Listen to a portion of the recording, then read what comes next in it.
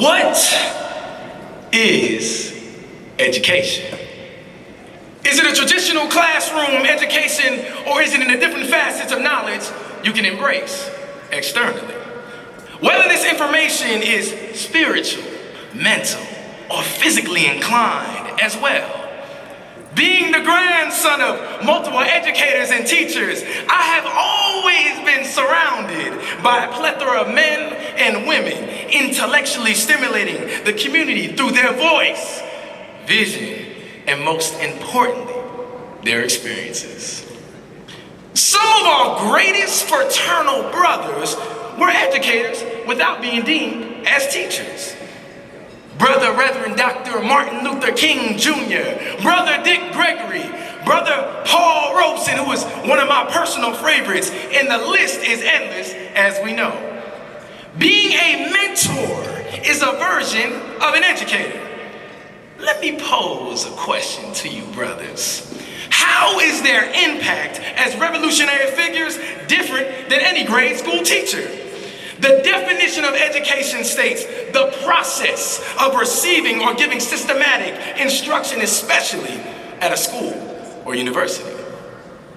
But as Dr. King so elegantly stated in a 1947 Morehouse News article entitled "The Purpose of Education," that the function of education, therefore, is to teach one to think intensively and to think critically. This mindset is imperative because as men of Alpha Phi Alpha Fraternity Incorporated, we stress the importance of education through different national programs, such as Brother Williamson mentioned, Go to High School, Go to College, and Project Alpha. But we also stress the importance of seeking education and knowledge beyond the classroom that not always is taught in school. Which brings me to another point that a couple brothers mentioned and I think we all know about. Critical race theory, which is an academic and legal framework that denotes the systematic racism as a part of American society. The removal of critical race theory from our educational system will silence any discussions about systematic racism, the true American history, as well as our beloved Black history. I suggest as alpha men that we pull our resources together and create our own educational system that specifically deals with the teaching of Black history that is trying to be removed. Whether we start in community centers, churches, or even, as we know, college campuses, but this type of education has to be taught. A Harvard University researcher, Donald Yan Colvin, analyzed 220 history textbooks from 1832 to the present day, and he discovered the running theme of American history textbook was that African Americans and American society were a problem, and how much the Negro needed to be controlled because he was inept and ignorant.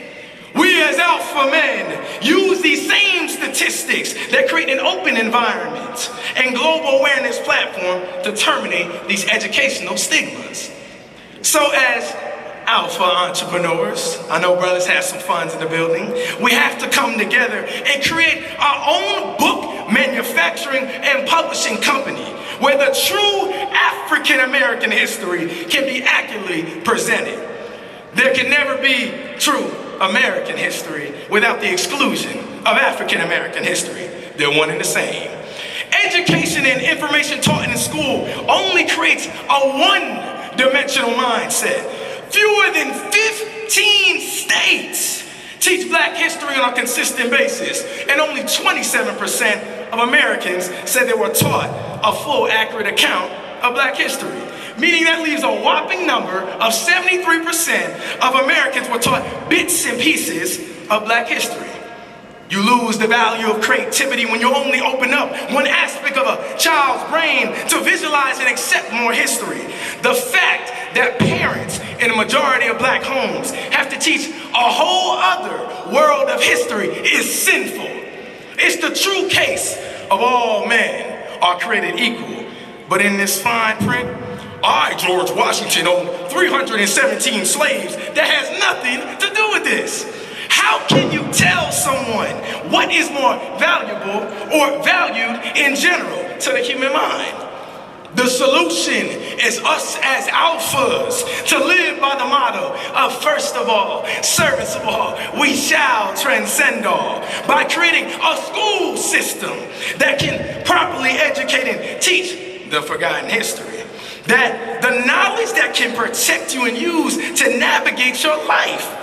Creating an open environment for global awareness, curriculum innovation of more roundtable discussions opposed to the second industrial revolution style of learning.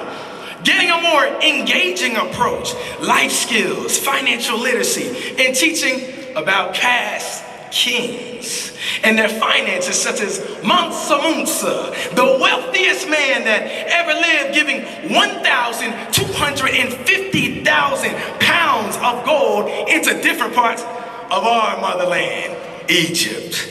When you educate and expose our youth with the greatness and excellence of our race, the mindset of a child is immediately enhanced in positively productive direction. Equally, if you over-bombard a youth with the negative ills of society, which is done daily, sadly, we can only expect an unfortunate result. Prisons are filled with people who were never taught the brilliance of our people. Oh, how their lives could have been changed, brothers.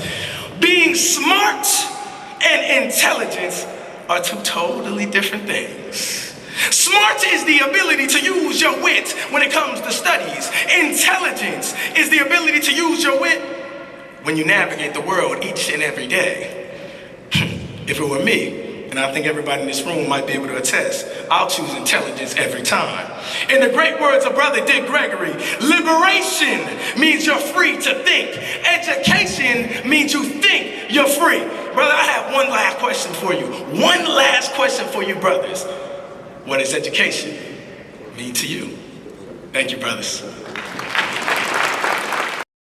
Thank you for watching Sphinx TV. Be sure to like, comment, and subscribe now for more content from the brothers of Alpha Phi Alpha. 06